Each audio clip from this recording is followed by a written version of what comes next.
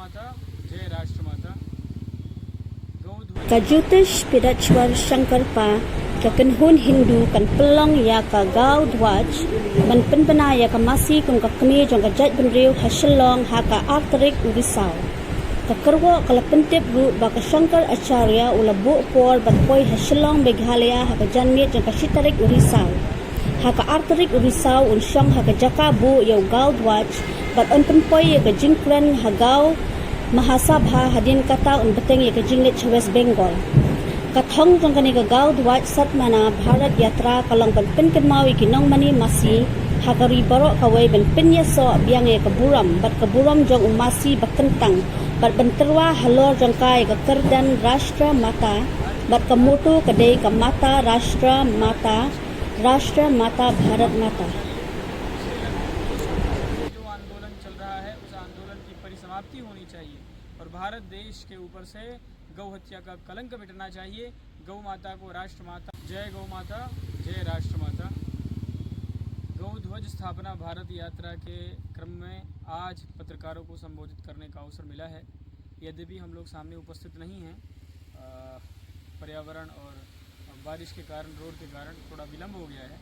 लेकिन मेघालय शिलांग के जो सभी सम्मानित पत्रकार बंधु हैं, आप सबसे अनुरोध है कि आगामी 22 सितंबर 2024 से शुरू होकर के 26 अक्टूबर 2024 तक चलने वाली गौ ध्वज स्थापना भारत यात्रा के क्रम में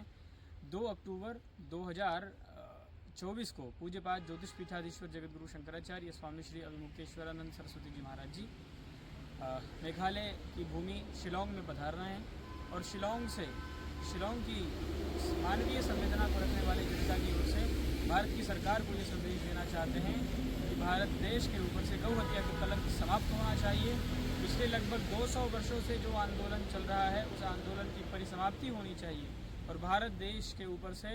गौ हत्या का कलंक मिटना चाहिए। गौ माता को राष्ट्र माता घोषित करना चाहिए, गौ माता को पशु सूची से हटा देना चाहिए और माता की सूची में स्थापित करना चाहिए। इसके लिए हर प्रदेश की कैपिटल में, राजधानी में जाकर के शंकराचार्य जी गौ ध्वज की स्थापना कर रहे हैं और स्थापना करके यही मांग कर रहे हैं कि भारत गौ माता को राष्ट्र माता घोषित करें। हम देश के प्रधानमंत्री जी से और मेघालय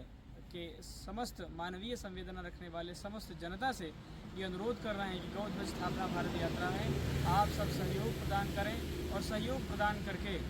हम ऐसी संस्कृति विकसित करें जिसमें अपने जीव के स्वाद के लिए,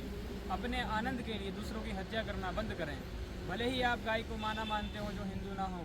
लेकिन कम से कम संवेदना तो आपके अंदर भी है। हम समझते हैं कि आपके शरीर में भी जब कटता है तो खून निकलता है, जब आप नमक खाते हैं तो नमकीन लगता है, चीनी खाते हैं तो मीठा लगता है, तो मतलब सबकी संवेदनाएं एक जैसी हैं। तो जब हमारी संवेदनाएं एक जैसी हैं तो हम 100 करोड़ हिंदुओं की माता, जिनको हम गाय को माँ मानते हैं, उन गौ की हत्या को रोकने के लिए शंकराचार्य जी द्वारा किए जा रहे प्रयास में आप सबका सहयोग अपेक्षित है। हम शिलांग के आप सभी पत्रकारों के माध्यम से मेघालय के समस्त धार्मिक जनता से अनुरोध करना चाहते हैं कि मेघालय से ये संदेश जाना चाहिए कि हम इस देश में गौ माता को राष्ट्र माता घोषित करेंगे। सभी पत्रकार बंधुओं का बहुत बहुत अभिनंदन है। आगामी 2 अक्टूबर 2024 को पूज्यपाद ज्योतिष पीठाधीश्वर जगतगुरु शंकराचार्य जी महाराज गौ ध्वज स्थापना भारत यात्रा के क्रम में शिलांग पधारेंगे। आप सब उसमें सम्मिलित हों, महाराज ध्वज स्थापित करेंगे। गौ